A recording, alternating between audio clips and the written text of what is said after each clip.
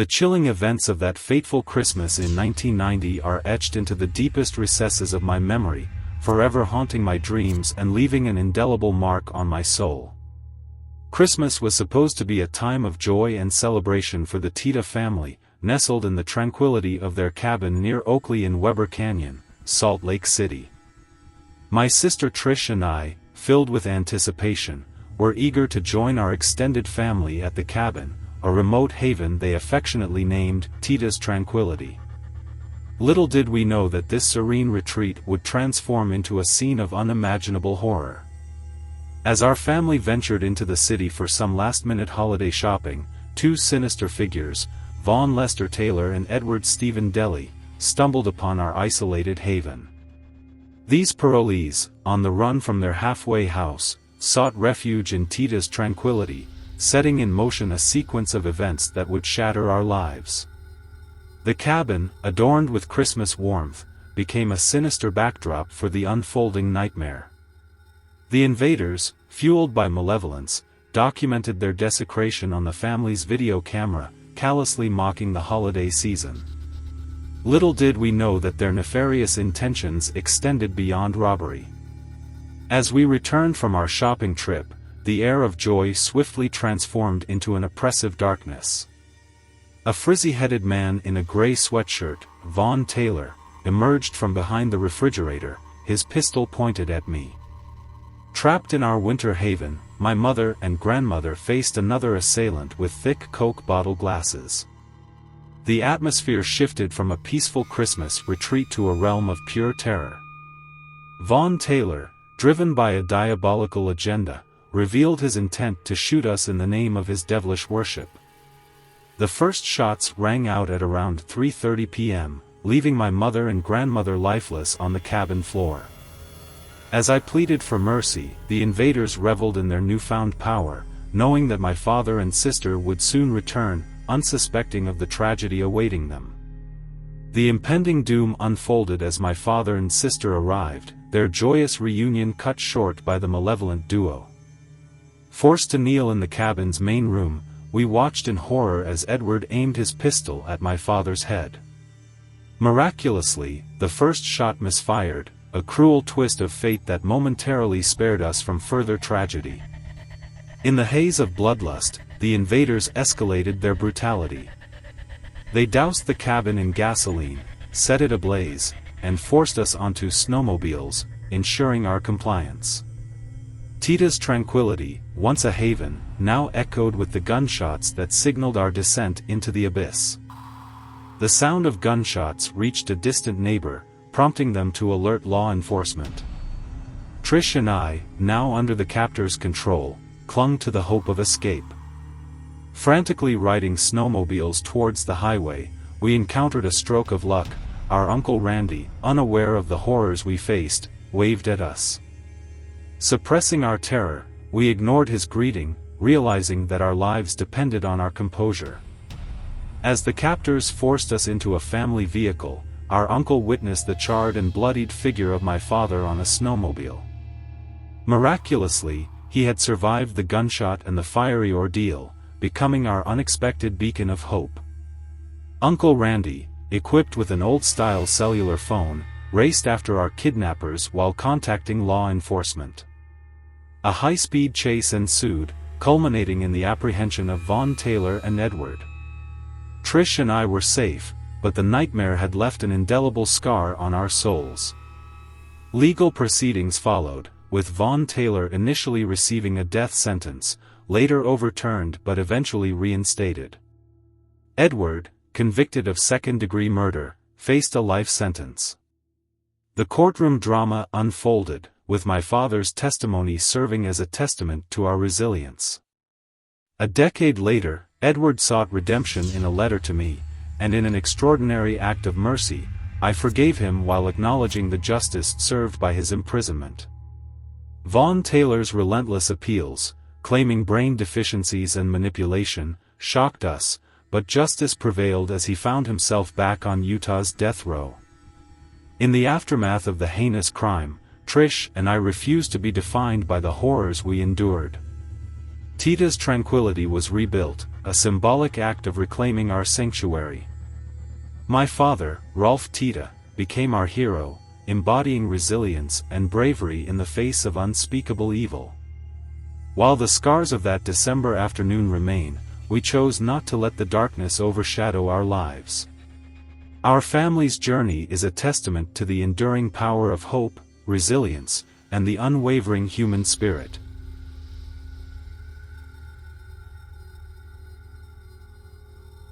In the vibrant tapestry of memories that shape my family's fall traditions, there's one chilling episode etched into the recesses of my mind like a haunting refrain. It was more than a decade ago, back in 2010, when my daughter was navigating the tumultuous waters of middle school, and my son had just graduated from diapers to the realm of toddlerhood. Our autumnal escapade led us to a luxurious cabin nestled in the heart of the Maine woods. It was no ordinary woodland retreat, this was a bougie haven, complete with a hot tub, a fully equipped kitchen, and surprisingly robust internet for the rural Maine setting. Yet, amidst these comforts, my favorite nook was the cozy TV area with its fireplace and sliding glass doors that opened to the majestic spectacle of sunset. As my wife and I reveled in each other's company one evening, sipping wine and marveling at the sun's descent over the horizon, an unforeseen terror unfolded before our eyes. Through those very sliding glass doors, a seemingly innocuous scene began to unravel, forever altering our perception of tranquility. In the warm glow of the setting sun, a dog ambled into view. Initially, its presence seemed benign, a lone wanderer perhaps lost in the vast expanse of the woods. My wife, always compassionate, suggested offering the creature some food and water. Yet, as the dog turned its gaze toward us, a disconcerting realization dawned upon me. Its ribs were visible, and a white froth adorned its mouth. A silent tension enveloped the room as I urged my wife to remain seated, a precaution rooted in a gut feeling that something was amiss. It was a chilling moment of intuition, for as I approached the glass doors, the dog's demeanor shifted dramatically. Teeth bared, it snarled ferociously, prompting me to freeze in a fearful trance. The domesticated facade crumbled, revealing a wild, untamed rage that seemed to echo through the thick glass. Attempting to backtrack, I witnessed the dog bound toward us with alarming speed. A collision with the glass ensued, emitting an unholy thud that sent shivers down my spine. My wife's terrified cry pierced the air as our daughter rushed into the room, drawn by the ominous sound. Faced with the brutal reality unfolding outside, my immediate instinct was to shield my daughter from the grotesque scene. I redirected her away, sparing her the sight of blood smearing on the glass and the dog, dazed and disoriented, yelping in futile desperation. As the minutes crawled by, the dog relentlessly assaulted the glass barrier, its teeth gnashing, and its swollen tongue lolling in a grotesque display. It was a harrowing spectacle, a creature trapped between fury and a haunting plea for salvation. Yet, our helplessness prevailed, there was nothing we could do but await the arrival of animal control. In those agonizing moments, I dialed the local authorities, recounting the dire situation as the dog continued its futile assault. The operator connected me to animal control, whose assistance was desperately needed. The dog, after its relentless onslaught, eventually retreated into the woods, leaving us grappling with a mix of relief and lingering dread. In the aftermath, we confronted the stark reality: the dog was rabid. The danger that lurked beyond the glass doors was not just a threat to our family but a chilling reminder of a very real, very tangible virus. Despite the passage of time, the haunting image of that rabid dog's desperate struggle remains imprinted on my mind, resurfacing with each return to the once idyllic cabin. In the years that followed, our daughter found solace in the fictional realm of The Walking Dead.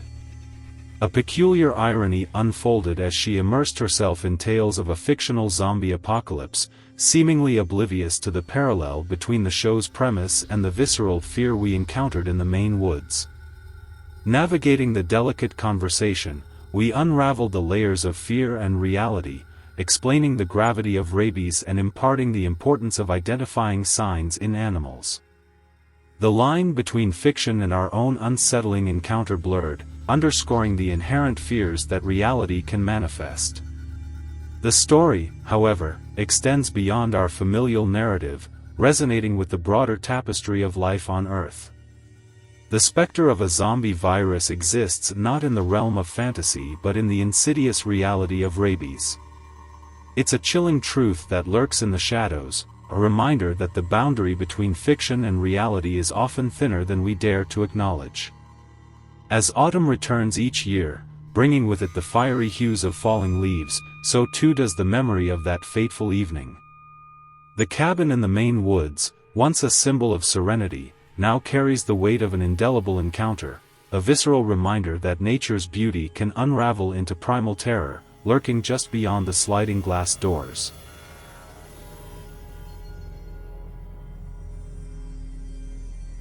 Back when my big brother and I were still pretty young, our parents weren't doing so well financially. Mom had been out of regular work for over 2 years due to childbirth and taking care of us, while Dad was still at the entry level of his career. Despite their financial struggles, they worked hard to carve out a life for us as a family. In desperate need of a vacation, they decided on a budget-friendly option, a cheap log cabin in the Cascades, just over $100 a week. It seemed like a good deal, with the owner assuring them it was quiet, secluded, and away from the hustle and bustle of Seattle. They checked for safety, ensuring no bodies of water around, and booked it for 5 days in June or July. I was really into animals and nature at that time, and my brother was a chill kid, so we were excited about the adventure. Upon arrival, we found a small rustic one-room cabin where we had to share a bed. But the size or remoteness didn't bother us, it was a real adventure. The first day was perfect, exploring the area, having a small dinner Dad cooked, and playing board games. It was only during the night that things got weird. I woke up to find Dad by the window, whispering with Mom. My brother slept through it, but when I asked what was wrong, they said Dad couldn't sleep due to the small bed. It felt odd, but I went back to sleep. The next morning, my parents seemed worried. Despite that, we were allowed to play outside. Following their instructions not to go out of sight, I ventured outside and found a small wooden figurine on the porch. I played with it, but soon, I spotted another on the car hood. I grabbed it too, thinking they were cool wooden toys. My brother joined, sensing something was off with our parents. We started a scuffle over the figurines, and our cries brought our parents running. They discovered the little white figurines, and Dad frantically asked where we found them. My brother, in tears, pointed at me. I explained innocently where I found them, thinking we were in trouble. Suddenly, the atmosphere changed. We were reassured that we hadn't done anything wrong. Dad, however, quickly packed our stuff, putting on a brave face, and we left in a rush. Back home, they allowed us a small backyard adventure to distract from the strange incident. 20 years later, during a Christmas gathering, my brother brought up that bizarre cabin vacation.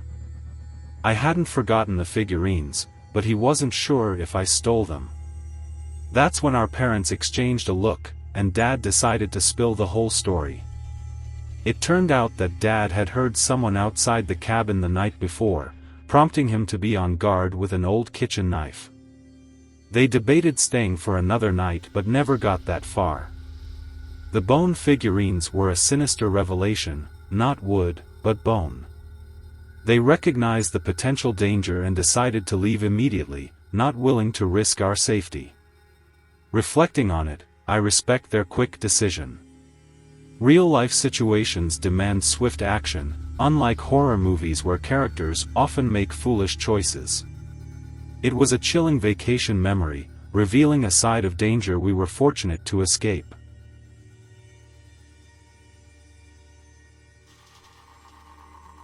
One of the worst days of my life began innocently enough, a simple hiking trip with a buddy through the dense woods. We stumbled upon a rundown hunting cabin, the kind that looked so shabby it couldn't possibly be inhabited. Ignoring any potential danger, we decided to explore it before returning to the trail. As we entered, it became apparent that the cabin wasn't as abandoned as it seemed. The lingering scent of burning wood suggested recent use, and scattered food wrappers hinted at an occupant. Torn open first aid supplies strewn about the place told us someone had been there just recently. Not wanting to overstay our unwelcome visit, we decided to leave. However, as we prepared to retreat, a faint noise caught our attention, a sound resembling a person's voice. I exchanged a glance with my buddy, silently questioning if he had heard it too. We stood still, ears strained, and to our disbelief, a distinct "help me" echoed from somewhere below us. The realization hit us like a ton of bricks. We began searching for a hidden hatch or entrance, ultimately discovering an opening to a root cellar outside. With trepidation, we opened it, revealing a scene that would haunt us. A man, covered in blood, with what appeared to be a gunshot or stab wound to his leg, lay before us. The urgent plea for help was met with the desperation in his eyes. "What happened to you?" I asked, my voice tense with the fear that gripped us. His reply sent shivers down my spine. "You have to help me. He'll be back soon." It was like stepping into a horror movie, that stomach-dropping moment when the main characters realize they've stumbled into a world of trouble. Only, we were the main characters, and this wasn't a scripted narrative with a happy ending. It was real, and we had no idea what to do next. Persistently, we asked who would be back and who had done this, but the man could only beg for our assistance. His fear was palpable, and it was clear he was terrified of whoever might return. The decision was made in an instant. We helped him out of the cellar, each of us supporting one of his arms, and began limping down the trail towards where we had entered the woods. The entire time, my mind was fraught with the anticipation of a machete-wielding psycho emerging from the shadows. We were on high alert, glancing over our shoulders, expecting the worst with each step. Miraculously, no one pursued us. The attacker never materialized down the trail behind us, and we managed to flag down a passing truck on one of the main roads crisscrossing the park. The driver, surprisingly understanding, agreed to rush the injured man to the hospital, even as blood stained his upholstery. Later, we learned that the man had survived the attack. The assailant turned out to be his hunting buddy, someone he had considered a friend, who had inexplicably snapped after an argument. It's unnerving to think that people we trust can harbor such darkness within them. The shock of discovering the attacker's identity added another layer of complexity to an already nightmarish situation. The woods, once a place of tranquility, now held the memory of a violent encounter that forever changed our perception of nature's serenity. The haunting words, "He'll be back soon," lingered in my mind long after the incident. The sheer eeriness of that statement, coupled with the realization that we were mere moments away from a similar fate, left me trembling with fear. The what-ifs plagued my thoughts, wondering if a slight deviation in our timing could have subjected us to the same brutality, all in an effort to silence potential witnesses. Experiences like these don't fade easily. The unpredictability of life, the sudden shift from tranquility to terror, etches itself into your memory. My hiking buddy and I found ourselves grappling with the aftermath, trying to make sense of the senseless violence we had unwittingly stumbled upon. The woods, once a place of solace, now carried the weight of an unforgettable, horrifying encounter that forever altered our perception of safety in the great outdoors.